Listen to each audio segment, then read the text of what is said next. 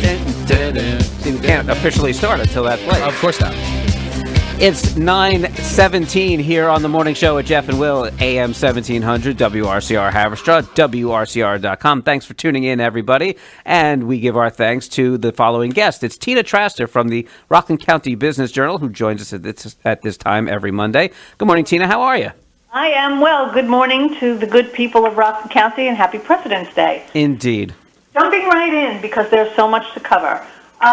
First of all, in the town of Clarkstown, where the chaos never ends, the latest update is that council members Frank Borelli and Patrick Carroll have now filed a lawsuit to challenge the adoption of the newly drawn redistricting map that puts the two of them together into one district for the upcoming election.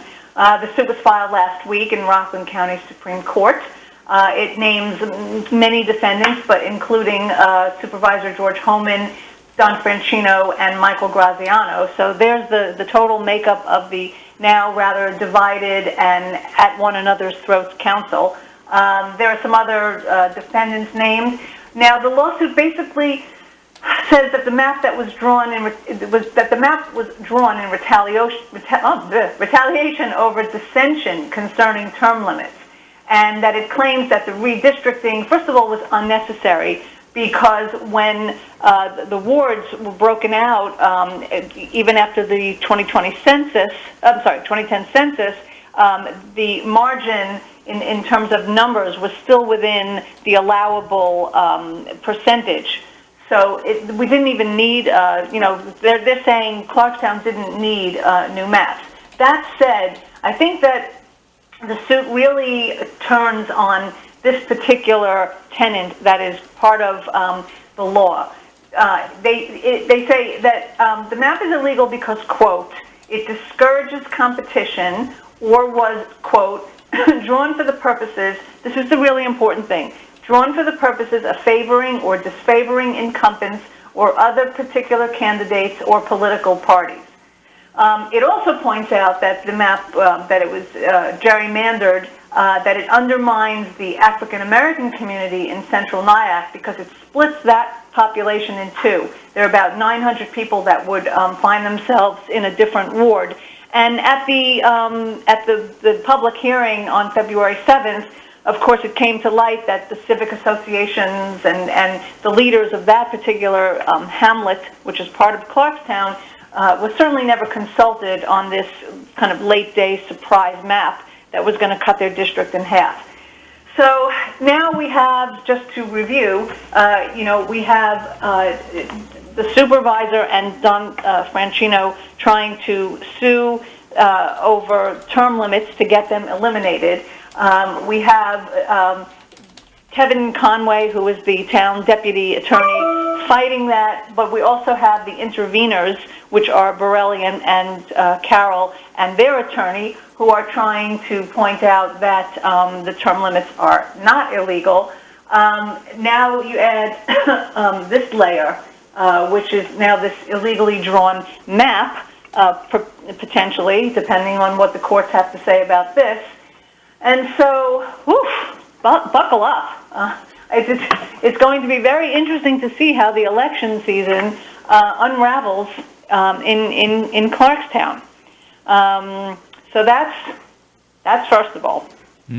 Now, I mean, it's an interesting story to follow. We, of course, had Clarkstown Supervisor George Homan on earlier to speak on it, but he feels pretty confident in this lawsuit, in a victory for himself. Of course, he thinks. You're talking about the term limits. Term limits specifically. Right. But I don't think he was on this morning. Or I think. Well, he was on this morning for us, but he was also talking about the redistricting lawsuit. He said they have not been served, but he believes that Borelli and the other council members escaping my mind. Borelli and Carroll are the ones. I don't know that he is on such solid ground with this map. I have read the suit. It's actually pretty well written and pretty well clearly presented as suits go. Sometimes you read those suits and it's like, whoa, help. But this one's actually very easily drawn, laid out. I'm also, I guess, very familiar with the story, so I understand the suit.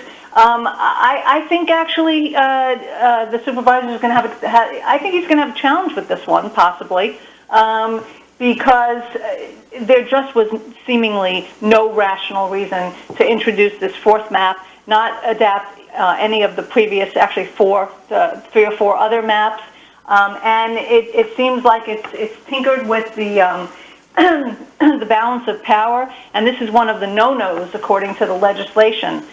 So I don't know. He's always says that he's always going to, win every suit that he ever files, and but we'll see. He did reference this map being drawn up by an independent body that they had hired to do so. Are you familiar with whether or not that independent body was involved in the previous drawing attempts? Yeah, so Skyline Consulting did all of the previous maps, and their contract ended on 2022, December 31st. The supervisor reached out to Skyline to get a new map drawn in January. The company wasn't even technically still under contract to draw the map. I mean, it'll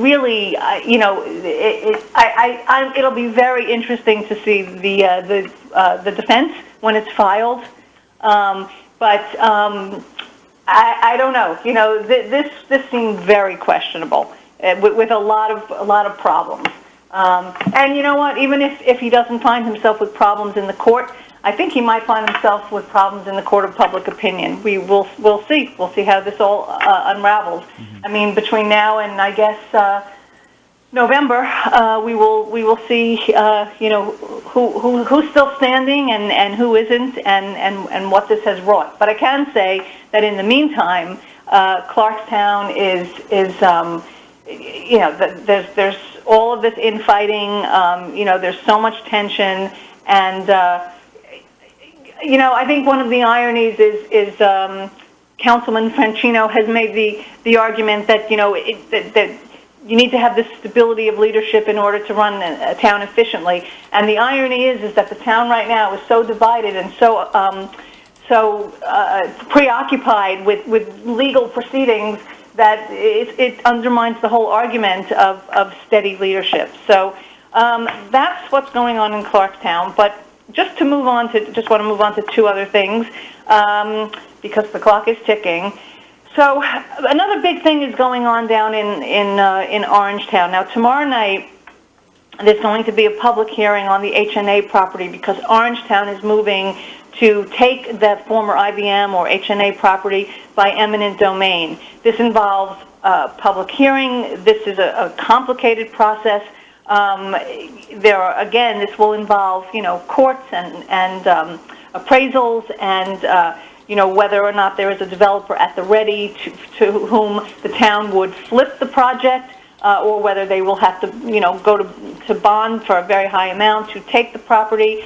That said, the property has been in utter disrepair and is deteriorating over the last 2 years. The town inserted itself about 2 years ago, hoping to steer the future of that very 106-acre property, and it has been completely stymied over the last 2 years. From what we understand, the developer Reveal of California is still at the table, but that also, I think, remains to be seen whether that's really still the case.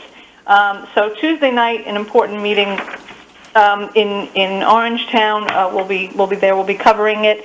And then I just wanted to mention, we also reported that the Howard Johnson's on Airmont Road has been sold by the Rattan Hospitality Group.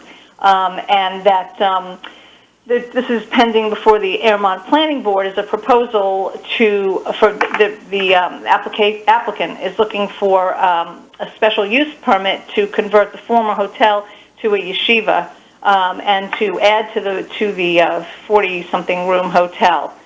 So this site was once part of a larger parcel that included Friendly's on Airmont Road. Friendly's is soon going to become a Panera Bread.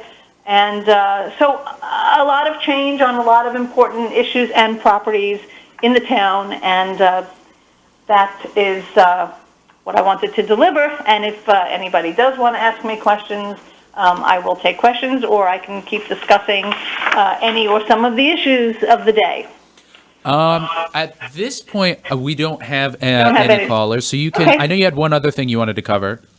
Well, I wanted to maybe just get into a little bit more about what eminent domain means, because it's another one of these phrases that's that's thrown around. People will put things up on Facebook, but I'd like to have people understand that the process for eminent domain has to prove that it is for public improvement, and that the acquisition of the property is necessary to accomplish public improvement. I've already mentioned that there must be a public hearing, and that the property owner will be served a notice of this public hearing. Orangetown has to make a decision within 90 days after the public hearing to decide whether to move forward. So we're going to see this thing happen pretty fast, which is really interesting. And then HNA, of course, can file a lawsuit in the appellate division of the Rockland County Supreme Court, but it must do so within 30 days if it has any objection, I suppose, to selling this property. And then, the key thing I think what people always want to know is Orangetown will have to pay fair market value. Now, there had been an offer on the table about 4 years ago for about, I think it was $38 or $40 million, and that deal went sour. And there's also an earlier appraisal out there that's less than $20 million. So when you think about fair market value, you're going to have to think about how deteriorated the property is, how much time has elapsed, possibly, the previous offer for what set the market value at the time, what the market value would be now in this post-pandemic world. This will be, I think this is going to be a very fascinating thing to watch. I think there are a lot of lessons that will be learned from this, including, I guess Teresa Kenny has really put herself out there in taking the initiative to deal with this privately owned piece of property. So I think it's going to be a sort of lesson to watch how this plays out. Because every town has some piece of property that could fit into this mold, where it's an important piece of property, but it's in flux or it's been fallow for a long time. And then what will be debated is is it a good idea for the town to take this initiative? So just lots of fascinating things that are set up for us to watch and follow and learn from, and understand how things work, how the government works, how the law works, how public opinion works, how they all work together. And we thank you for helping people out, courtesy of Rockland Business Journal. And if anybody else wants any more information, that's at rcbizjournal.com. Thank you, Tina Traster, for joining us. We hope you have a great week, and we will talk to you next week. Have a good one. Have a great one. Bye. Bye.